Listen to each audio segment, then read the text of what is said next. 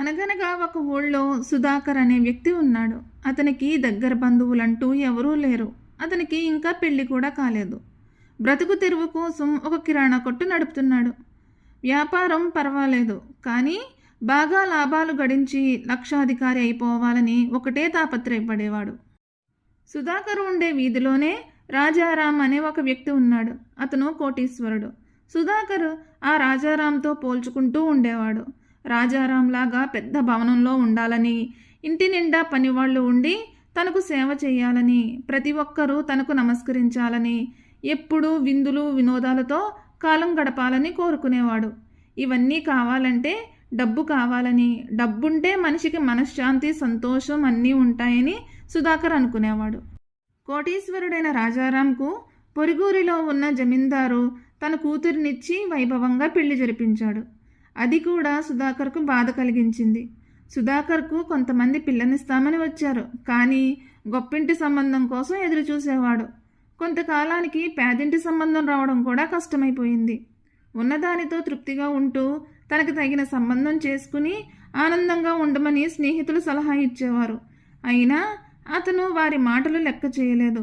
డబ్బు లేనప్పుడు సుఖం సంతోషం ఎలా వస్తాయని ఎదురు ప్రశ్న వేసేవాడు. దాంతో సలహాలు ఇవ్వడం మానేశారు స్నేహితులు. సుధాకర్ కోరికలు కొండను తాకేంతలా ఉండగా ఆ సంవత్సరం వ్యాపారం సరిగ్గా జరగక నష్టం వచ్చింది. దాంతో పూర్తిగా నిరాశకు లోనై ఆత్మహత్య చేసుకోవాలని అనుకుని ఊరి చివర ఉన్న పాడుబడిన బావిలో దూకబోతుండగా ఆ దారినే వెళ్తున్న కాంతయ్య అనే వ్యక్తి గమనించి అతన్ని వెనక్కి లాగాడు. ఎందుకు ఇలాంటి పని చేస్తున్నావని అడగ్గా సుధాకర్ తన కథంతా చెప్పాడు. వ్యాపారంలో నష్టం వచ్చినంత మాత్రాన ఆత్మహత్య చేసుకోవాలా అని అడిగాడు కాంతయ్య. లాభాలు లేనప్పుడు నేను డబ్బు ఎలా సంపాదించను? డబ్బు లేనప్పుడు సంతోషంగా ఎలా జీవించగలను? సంతోషం లేని బ్రతుకు దండగా, నన్ను ఆత్మహత్య చేసుకోనివ్వండి అని అన్నాడు సుధాకర్. కాంతయ్య ఎంత నచ్చజెప్పినా వినలేదు సుధాకర్. సరే, ఈ జీవితం ఈ శరీరం నీకు అక్కర్లేదు అవునా అని అడిగాడు కాంతయ్య. అవునని సమాధానం ఇచ్చాడు సుధాకర్.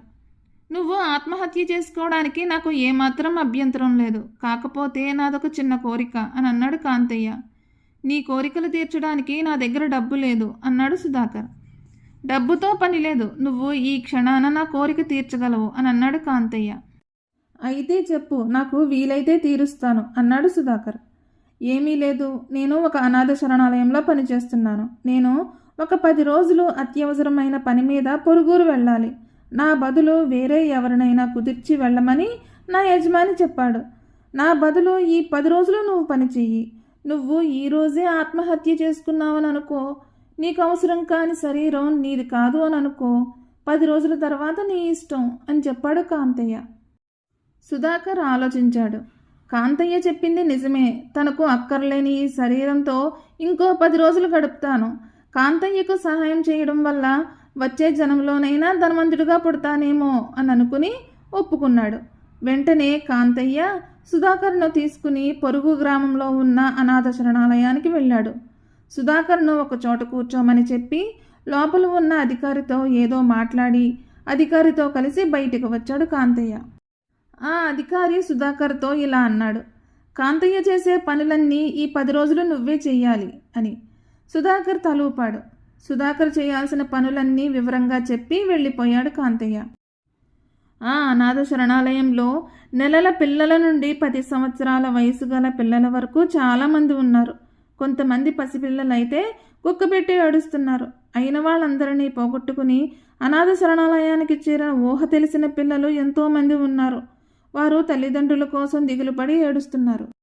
వారందరినీ చూసి సుధాకర్ మనసుకి బాధ కలిగింది. పిల్లలకు కథలు చెప్పేవాడు, నవ్వించే కథలు అభినయించి మరీ చెప్పేవాడు.